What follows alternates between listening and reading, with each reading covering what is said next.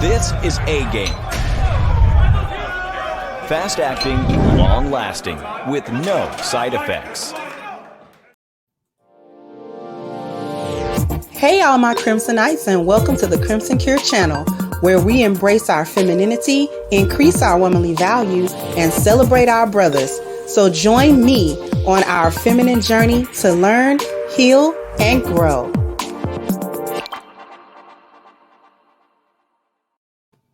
Hey there, my Crimsonites. Welcome to the Crimson Cure channel. I'm your host, femininity coach, and author of the Crimson Cure, and this is my perspective. And I just want to talk to you today. Recently I did a video concerning the Disney brawl between two families at Disney World. And while, most people understood what was going on, and I'm not going to say most people understood what was going on. Everybody pretty much understood what I was trying to say.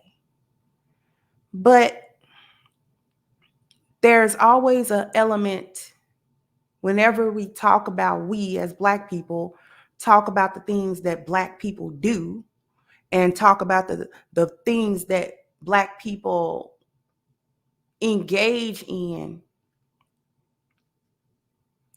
Some of us seem to always want to bring up what other groups of people are also doing.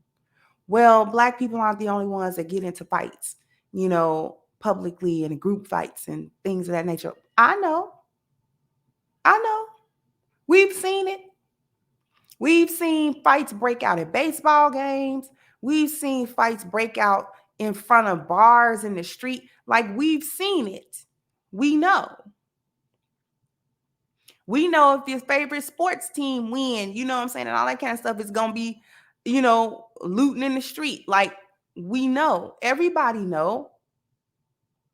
Everybody know that other people do it too. White people do it too. Just because we're pointing out what Black people are doing isn't to say that other people never engage in this type of stuff. But the difference is, first of all, we Black. And I'm not overly concerned about what, a group of drunk white folk might do at the end of a baseball game in the stands. I'm not concerned about that. Even if they put it on the news, I'm not concerned about that. Because Black people, whenever we are displayed like that, we're the ones that get stripped of humanity, not them. They get to keep their humanity. They get to only represent themselves individually. They don't represent all white people. So when you see, the so-called lower class white people engaging in tomfoolery like that, that's them. That's those individuals that were engaged in that. And they don't represent a whole entire race of people and how they act. That's what we get. That's what everybody gets. That's what everybody sees. Okay, they don't represent everybody. That's just them fools. But when Black people do it, that's not the narrative. That's not the narrative. That's not what people think. That's not what people believe. That's not even what we believe about each other. Because when we hear about somebody got shot on O Block, we don't say, oh, that's those young men over there. We say all that of the Black young men do that. When we have families fighting in Disney World over a line, we don't say it's just that family.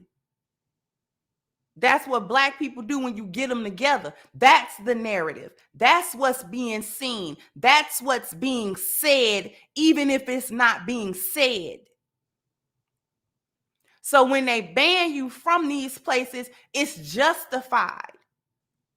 When they call you a monkey, it's justified.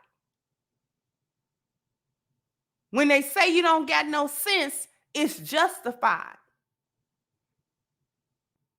Every time a Black man gets shot, by the police in an unjust way, it's justified. Well, what was he doing? That's the first question. Well, how was he not complying to what was going on? Gotta be a reason as to why the police reacted that way. Couldn't just be he was, how many people get stopped and don't get shot? It's them. It's black men. It's black people. That's what's going on. They have an inherent issue that keeps them, in these types of situations. It's not the system, it's not other people, it's not the racism, it's not none of that. It's black people inherently bad. Black people inherently stupid. Black people inherently violent. Black people inherently, etc., etc. So we have to focus on us. Because everything that they do to us, they've always justified it by lumping us all together in a group. All poor black people are lazy and stupid, and every inner city young boy is a thug and a gangbanger. Every inner city young girl is a whore. You understand what I'm saying? There is no exceptions or anything like that. There's nothing like that. It's all one or nothing. Are we the only ones trapped in the lost value system? No. Are we the only ones suffering out of it? No. But we the only ones I'm concerned about. We the ones I'm concerned about. It's not enough to say, oh, well, it's white people that's down bad too. Okay, and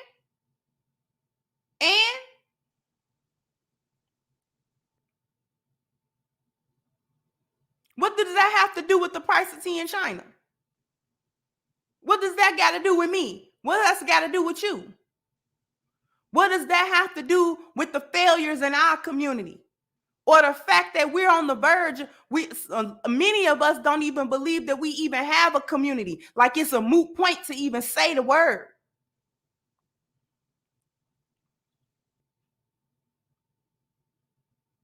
And when you think about it, it's like, what community? Because we don't commune. We've lost our way. And the sad part about it is, it's like we want to lose our way. Like we like being this lost. We've given up hope of doing anything other than be this lost. Because we don't see it as loss. You got us talking about, well, maybe black men and black women should just really go their separate ways. We don't benefit one another. Who does that? Who talks like that? We talk like that. Nobody else, no matter what kind of trouble, internal, cultural issues they have.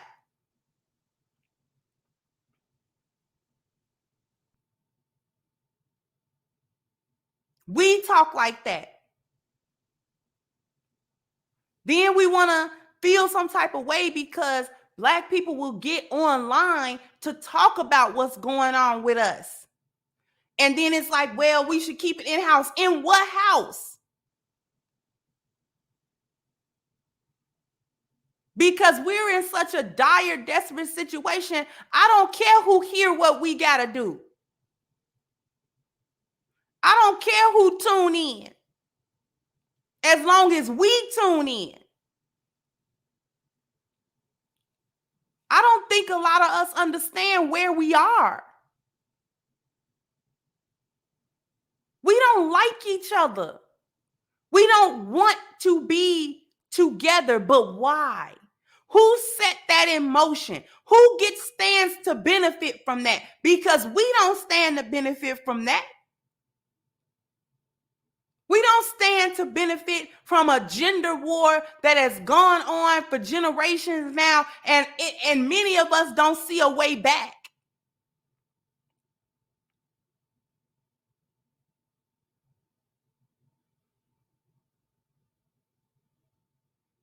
It done got so deep that I heard a story about a woman who got mad at her daughter because the daughter loved her father and like she deleted the baby.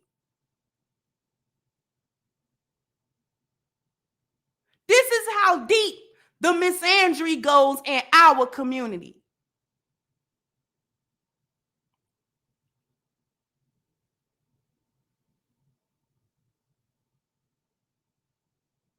Seen another story that had been viral, kind of going around. I may do a separate video on that, perhaps. Of a guy who got fed up and put his girlfriend and her kids out. They wasn't even his kids. He was like, man, listen, I'm at the end of my rope. And he was putting their stuff on the front lawn. People was in the comment section mad at him. Why he putting the kids stuff out? Cause they with her. Cause they not none of mine. We have to understand where we are. Just because we comfortable in the matrix doesn't mean that we aren't continuing to be fooled and continuing to be under tyranny and oppression. Just because it don't feel like tyranny and oppression. They give us these little trinkets and they give us these little, yeah, you can do this, yeah, you can do that, yeah, y'all all right. No, we not. We're not okay. We being destroyed from the inside out. Therefore, it's much more subtle. We get destroyed by propaganda that we don't even perceive as propaganda. We live in a place that's a propaganda machine, no less potent than the propaganda machine that Hitler was running.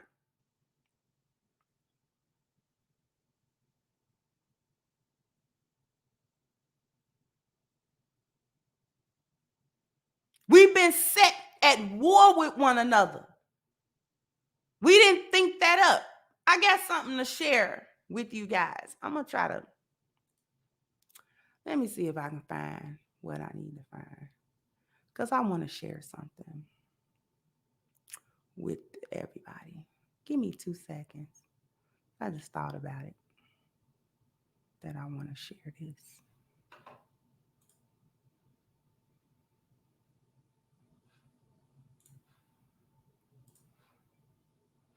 Let me I'm gonna share a little diagram with you all. I need y'all to see what I'm seeing.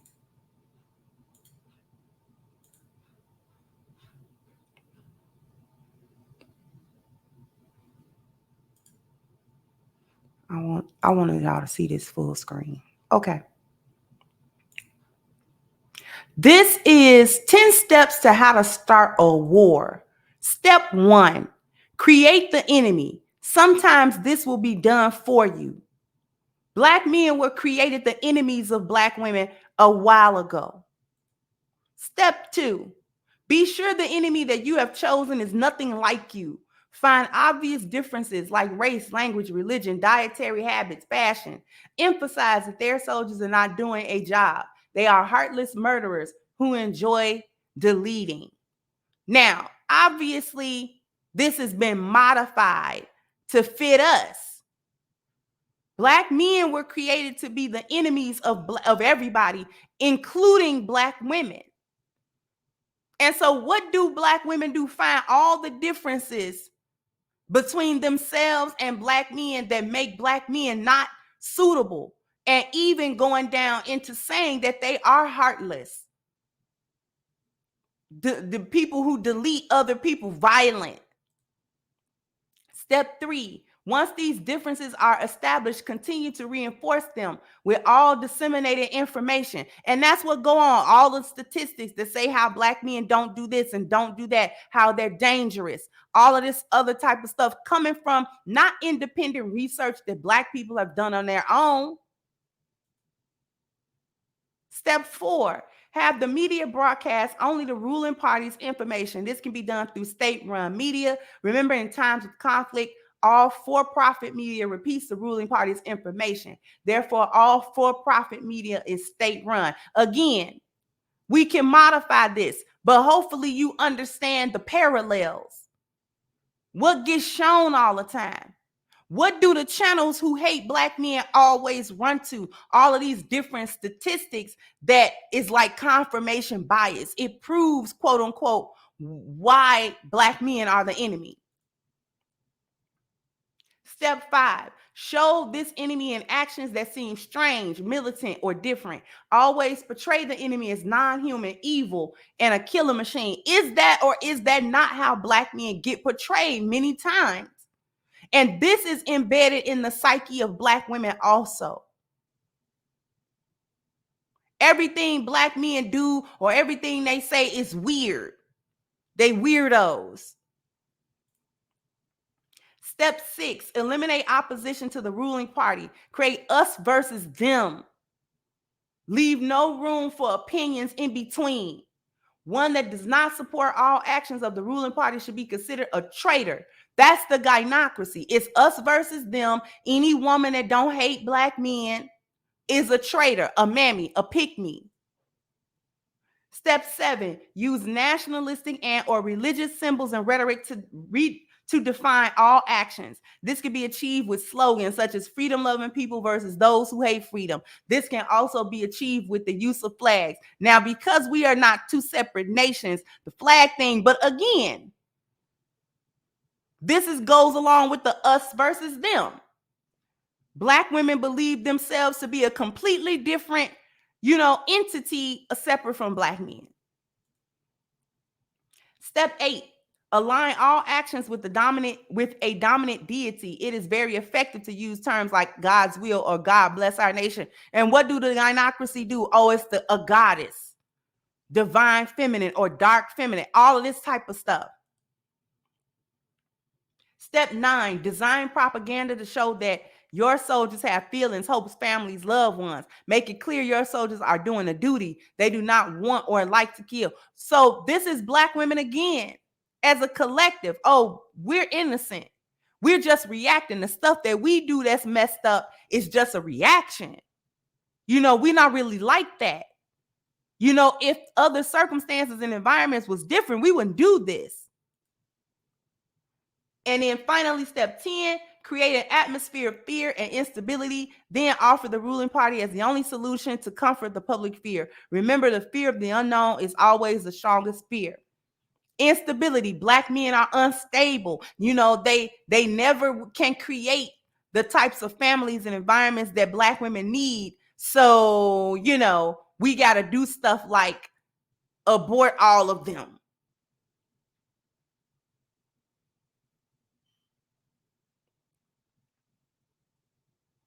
We better wake up. Anyway, I know this went a little long, but we need to wake up. In any case, I want to draw everybody's attention to the link in the description for the petition against Black Lives Matter as an organization for their theft of not only the donated funds, but just the theft of just the breaking of the promise and the breaking of the trust between them and Black people. We didn't need that. So we need to hold them accountable. So in a way to do that, we have a petition. Please go ahead and sign it, share it, contribute to it if you can. The link is in the description box. Also, sound off in the comment section. Let me know what you think. Like, share, subscribe to the channel if you have not. Once again, I'm your host, The Crimson Cure, and this was my perspective. Bye-bye, Crimsonites. Hey guys, please like, share, and subscribe to the channel and hit the notification bell. And if you've got more to say on the topic, leave a comment down below. Also, don't forget to support our sponsor who so graciously supports this channel by clicking the description box and the link for A-Game at agameherbal.com. You can go ahead and get a 10% discount off of your next purchase using the code Kendra10. This has been yet another Crimson Cure production, and I'll catch you guys on the next one.